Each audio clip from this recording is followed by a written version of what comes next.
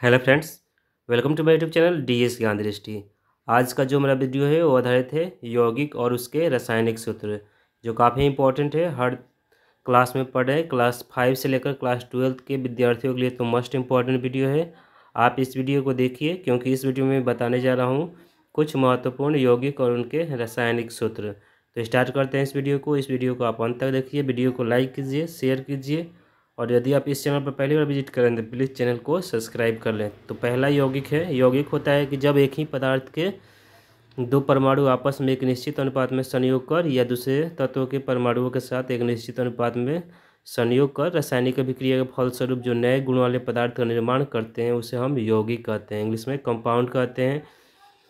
तो देखते हैं पहला जो यौगिक है कार्बन मोनोऑक्साइड है। कार्बन मोनोऑक्साइड जिसका इंग्लिश होता है, इसका रासायनिक सूत्र होता है CO।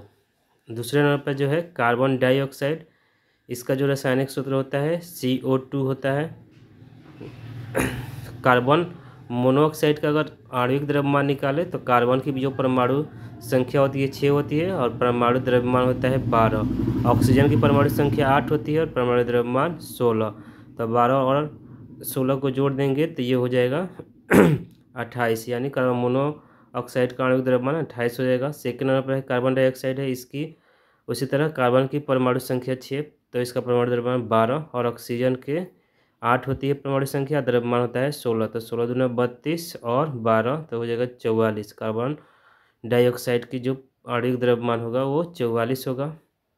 तीसरे नंबर पर आता है सोडियम हाइड्रोक्साइड। सोडियम हाइड्रोक्साइड का जो रासायनिक सूत्र होता है NaOH होता है। तो Na की परमाणु संख्या 11 और परमाणु द्रव्यमान 23 होता है। तो 23 प्लस ऑक्सीजन का 16 तो 23 और 16 हो जाएगा 39, और एक हाइड्रोजन का तो ये हो जाएगा 40।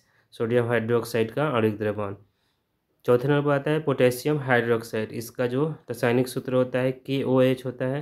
तो पोटेशियम का आप 38 भी कह सकते हैं, 40 भी कहते हैं, तो हम लोग 40 मान लेते हैं। ऑक्सीजन का 16 तो 56 हो गया, और एक हाइड्रोजन का तो 57। तो पोटेशियम हाइड्रोक्साइड की आणविक द्रव्यमान 57 हो जाएगा।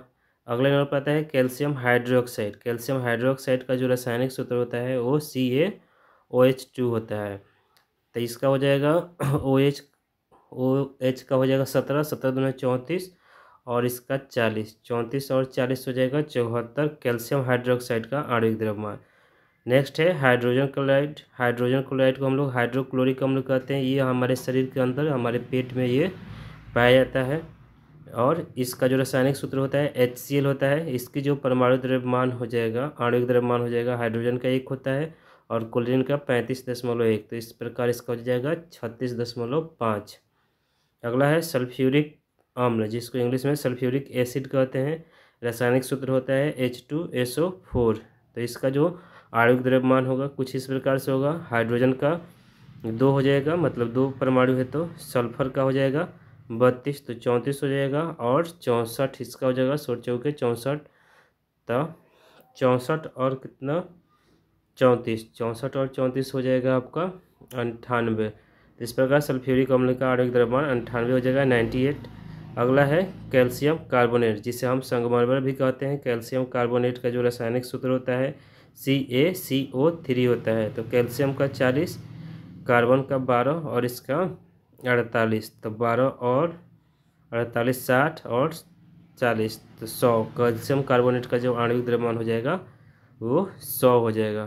तो फ्रेंड्स ये था हमारा आज का वीडियो, जो आधारित था यौगिक, उसके रासायनिक सूत्र और उसके आणविक द्रव्यमान पे, जो काफ़ी इम्पोर्टेंट है हर क्लास में पढ़ रहे हैं स्टूडेंट्स के लिए, चाहे कॉम्पिटिटिव एग्ज़ाम की तैयारी कर रहे हैं उनके लिए, खासकर क्लास 5 से लेकर क्लास 12 के विद्यार्थियों के लिए मस्ट इम्पॉर्टेंट वीडियो है। तो इस वीडियो को आप देखिए, लाइक कीजिए, शेयर कीजिए, और यदि आप इस चैनल पर पहली बार विजिट करें तो प्लीज़ चैनल को सब्सक्राइब कर लें और बेल आइकन को दबा दें, जिससे जो भी मैं वीडियो बनाऊँ उसका नोटिफिकेशन आपको मिल जाए।